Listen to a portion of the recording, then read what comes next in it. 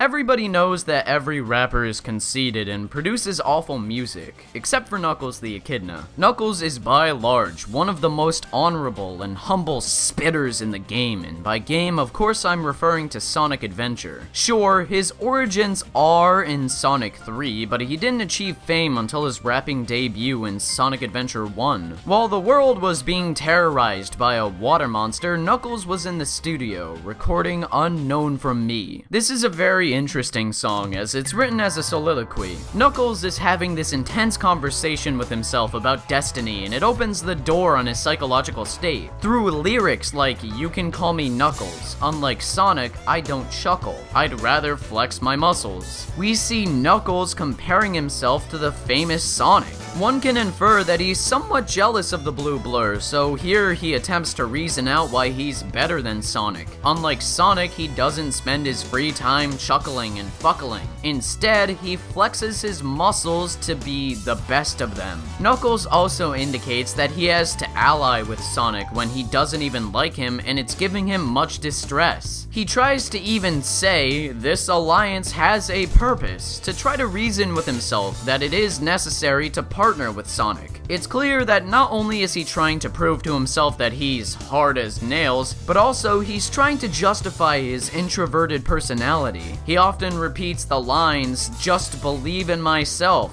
don't rely on others," over and over, which shows his eagerness to be alone. But the question remains, does Knuckles want to be alone? Well, in this track he also states, "I was born by myself. I don't need a posse, I get it on by myself." Hinting that perhaps he's lying to himself about wanting to be alone when in fact he might be dealing with some devastating childhood trauma that still haunts him to this very day. Not only that, but it can also be deduced that this whole song is him trying to motivate himself since he is so troubled. Knuckles is preparing to stand up to all the pain and turmoil, so he has to get pumped and ready to fight somehow. Overall, Unknown From Me is an inner monologue that really highlights Knuckles' dynamic character.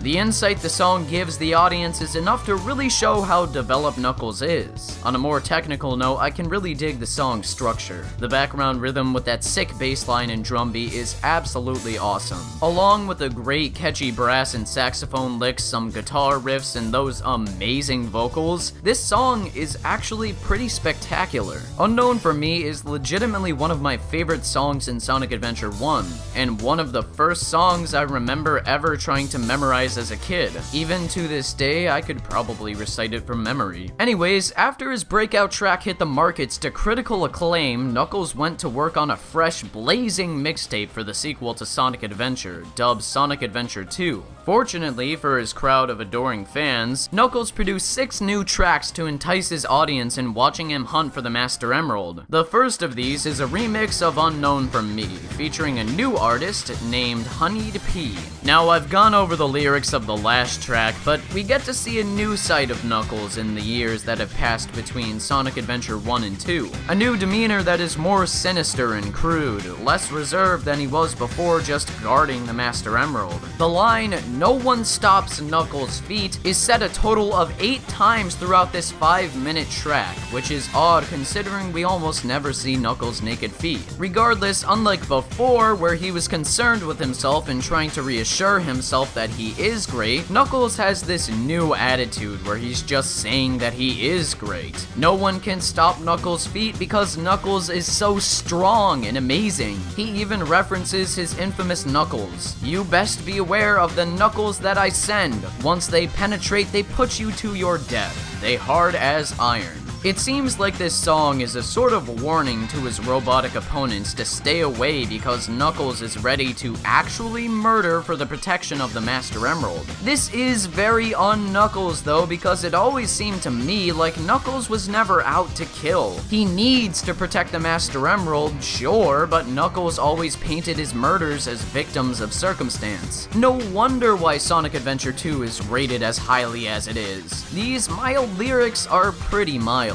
But all in all, this Unknown From Me remix is decent. The intro to the song is very funky and has a lot of boring stuff going on in it, which I'm not the biggest fan of, and this part where Knuckles has a weird solo is just that, weird. But after the beginning, the song does improve, as this groovy piano and bass section starts up and really carries the song. The abundance of instrumental solos like the middle saxophone one are appreciated additions as well. Around the 3-minute mark, when the harmonies come in, is by far my favorite part of this track and elevate its quality. If the song had more of these cool, groovy melodies and harmonies, I think I would have liked it a lot more. Don't get me wrong, it's not bad, but Knuckles could have done better. After his kickoff track in SA2 was produced, he took inspiration from his adventures in Wild Canyon and wrote Kick the Rock, which details this expedition and also something a bit more risque, involving a bat with boobs. Bat boobs, if you will. He kicks off the beat with a short summary addressing his return to the action, remarking how he's going to get those fools and how they playin' with the wrong guy. That's where Knuckles sort of loses me. Knuckles is not a guy. He's a proud member of the Knuckles Echidna tribe, and following the themes of ancestry and nationalism, you would think he would mention that little detail here instead of just saying guy. I feel like it would make his threats of kicking butt more powerful and intense, but I digress. Knuckles does go on to mention how he does it for his race, and Kidno is what I'm representing, so I guess the revitalized nativism is a nice thing to hear. Following his comments on race, he discusses the busty thief in question, Rouge the Bat. I think I'll let the song speak for itself. Yeah, Rouge, she's sexy and smooth, a double-cross my thief, that's out for my Jews, I'm feeling her in mysterious ways. It seems to me that our dearest Knuckles may have developed a crush on his opponent. There's no debating that Knuckles is sexually attracted to Rouge, and while it's not evident in-game, it does go to show how things are being set up for the future. Could Rouge and Knux end up together in fucks? Who knows? The line that really gets me involves him saying that he feels her in mysterious ways because he's only 16, so this could indicate the young thug being on the cusp of puberty. Maybe his 3 penises are all getting a little erect, and because he has never experienced such things before, his erections are a mystery to him. You could even say they're unknown from him. Or it could be that he's just rejecting these feelings of Rouge due to the fact that she broke his heart by causing the breaking of the Master Emerald. It would explain his command to give up the emerald or die, I don't love you. Knuckles is clearly confused about Rouge in some fashion. Aside from those lines about Rouge, Kick the Rock has some more commentary about finding the Master Emerald pieces, and the song ends with a nice simple chorus. The track itself is one of the most entertaining in the Knuckles album, but my only complaint is that it's a tad too short, causing repeat listens to feel a bit monotonous. However, the composition itself is quite enjoyable. This saxophone line that starts during the first chorus really makes Kick the Rock memorable in many regards. I also really love the spooky chord progression that's happening in the background, especially its sort of reprise towards the middle. If I'm hearing correctly, there's this sick bass line that really encapsulates the feeling of Wild Canyon during the chorus as well. Accompanied by a smooth drum beat, all these elements came together to create a good song. While not my personal favorite from Knuckles' record, Kick the Rock is actually a really well put together rap. Even the mild lyrics aren't enough to deter me from liking this track. So the next track is easily any Knuckles fan's favorite of them all. Written during his time at Pumpkin Hill, a ghost pumpkin soup details that very mission and Knuckles' feelings on it. Though Knuckles always tries to portray himself as this bold hero, it seems Pumpkin Hill is enough to spook him out of it. With lyrics like, I ain't gonna let it get to me, and I'm hearing someone saying you a chicken don't be scared, it's obvious that Knuckles has experienced something we all experience on an hourly basis, fear. But he tries to reassure the audience that nobody scares me, and this is Knuckles who fears none, because when a ghost approached him, it got leery. Not Knuckles, contrary to what one might believe. These lines really solidify Knuckles' self-image, but also hint at flaws in this image. But even though he feels this fear, he denies it, fights through it, and tries to not let it distract him from finding the Master Emerald pieces. Much like Kick the Rock, a ghost pumpkin soup serves serves as a track that delves into Knuckles' feelings about his adventure. It shows his determination and will to keep going despite what he might feel, and that suits the theme of this whole album really well. In this particular song, we also get to hear some creative writing choices from Knuckles, like "had to back him up with the fist metal crack 'em," or as many have always heard it, "fist smelling cracka." I really enjoy the lyrics of these tracks. Knuckles tries to give us a somewhat serious story while also throwing in lines like those that are kinda ridiculous. These writing decisions make the song more memorable and catchy. By the same token, or should I say emerald piece, the instrumentation in this track is quite good. The lead piano melody line is somewhat repetitive if you listen to it long enough, but I feel it works well for this song. Combined with the drum beat and simple yet groovy bass line, it makes the whole track feel spooky and mysterious. The other weird instrument that plays later on also adds to this vibe. For a song about ghosts, a ghost pumpkin soup certainly captures that feeling. What I think is the only thing holding this song back are the repeated lyrics. Knuckles could have added more lines about being scared or trying to fight through this fear.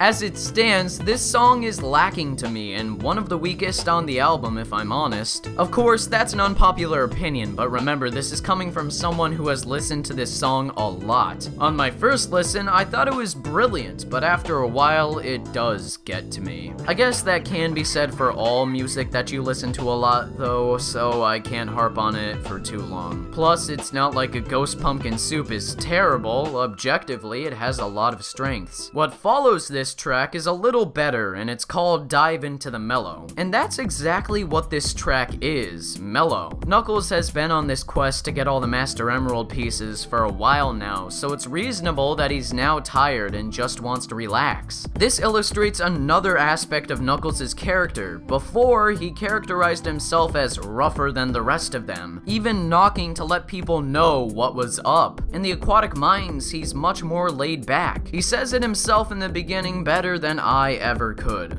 Makes you wanna sit back, enjoy the life, and do things you like doing, get to shine. It's your beast fighting with the foes all the time, but I gotta do it, they always stay out of line. Sometimes I wanna just chill and land, but I'm the protector of the emeralds and gems. Knuckles just wants to get off Dr. Eggman's wild ride and stop constantly having to get these Master Emerald pieces, which is a perfect extension of how those watching him hunt for these pieces might feel. I especially like how he describes that although the Aquatic Mines is soothing, it's at the same time really dangerous and miserable. There's tight hallways and skulls that want to roast Knuckles alive, but you know, it's alright because Knuckles stays knuckled up, meaning he's on edge and he's ready to combat whatever the mines might throw at him. Once again, it sheds light on his character. It seems like he's opening up to his audience about his more carefree desires and his plight in not knowing what to do. Knuckles is sort of changing, and this track does indeed dive into those changes. That's what makes Dive Into the Mellow stand out to me on this album. It's rougher than the rest of them. One might even consider it to be the best of them. My favorite part of this song is the instrumentation. I personally really dig songs that give off a relaxing vibe, and Dive Into the Mellow does that almost flawlessly. The drum beat really shows this because instead of focusing on heavy snare and tom-tom rhythms, it focuses on a simple tambourine, cymbal, and bass drum beat. Adding on top of this is a cool, comforting bass line and some smooth piano and guitar licks here and there. All of these elements elevate this track into greatness and make it easily one of my favorites. Unlike a Ghost Pumpkin Soup, Dive Into the Mellow is significantly less boring to listen to multiple times. Maybe my personal bias is peeking through again, but this track is fantastic. Shortly after Knuckles' encounter with the mines, he comes across the Death Chamber, and being the lyrical genius that he is, he decided to write a little chilled out track about it called Deeper. Something you might notice about this track is that it doesn't have a lot of vocals, and you would be right. See, there's an entire conversation between Sonic and Knuckles in this song that was censored in the GameCube version because it contained the lines, "Ya damn right, Knuckles." That's a real damn shame since this conversation, which seems to be voiced by the same person, is really interesting. Knuckles and Sonic talk about Knuckles being stubborn and other flaws that Knuckles has, and in the end, they reconcile. It's fascinating to see Knuckles write about Sonic again because instead of mocking his ability to chuckle, he's more sympathetic. Perhaps it's due to the tricks and traps of the Death Chamber, or the fact that it's so haunting that Knuckles keeps repeating Death Chamber over and over, that it caused Knuckles to develop into a more empathetic being. The lack of vocals is something I really appreciate about this track because the groovy bass part and drum beats are wonderful to listen to.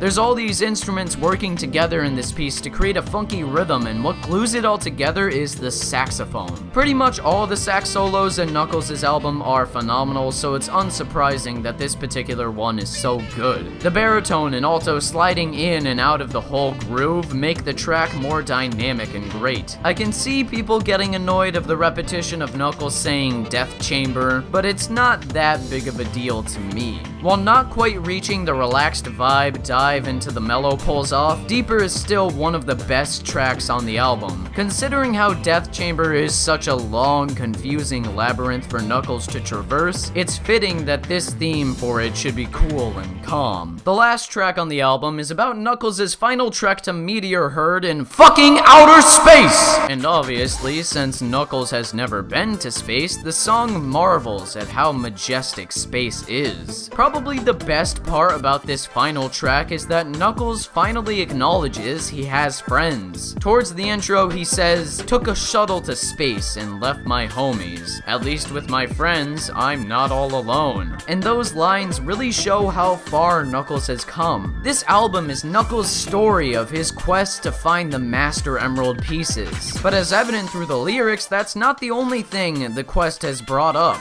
In Unknown From Me, Knuckles was a loner, but now he doesn't want to be alone. He has friends and seems to enjoy that they are comforting him. The adventure has really broken down the seclusive barriers Knuckles set up, and now he seems kind of happier. When he repeats, "Don't let it hit you, move, or groove," he could either be talking about the Death Harbingers, aka meteors, or his feelings of past isolation. Knuckles' final track is about him finally coming out of his shell. He's a more complete individual now that the adventure is drawing to a close and the Master Emerald is alright. Thematically, that's what makes Space Trip Steps so amazing. Initially, I was turned off by the prominent synthy melody, but as I listened to it more and more, I began to like it more and more too. It's funny because with the Ghost Pumpkin Soup, I felt the exact opposite way. Anyhow, I do really like the variety of instruments that are used in this track. Whether that be the upbeat piano licks, scattered percussion, bass line that sounds like something straight out of Spyro, or the classic alien instrument, they're all interwoven into a stellar song. Knuckles' masterful composition is something that grows on you, and I mean that in the best possible way. Though, again, Space Trip Steps isn't my overall favorite track on the album.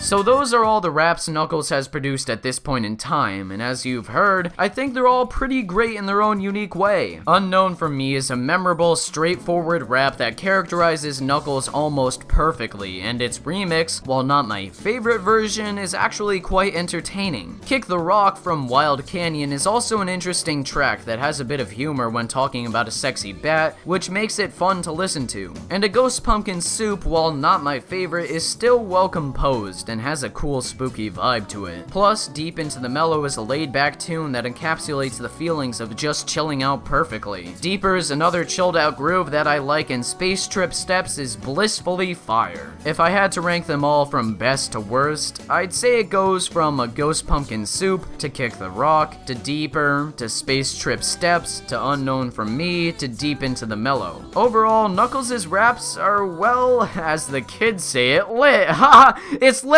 Oh shit, it's actually lit! Okay, well, I hope you all enjoyed my little tribute to the best artist on the block, Knux. If you want to let me know your thoughts on the raps or my evaluations of the raps, please do in the comments. I'm really interested to hear your thoughts on one of the most memorable things in Sonic Adventure. As always, thank you so much for watching and take care, have a wonderful day, and goodbye!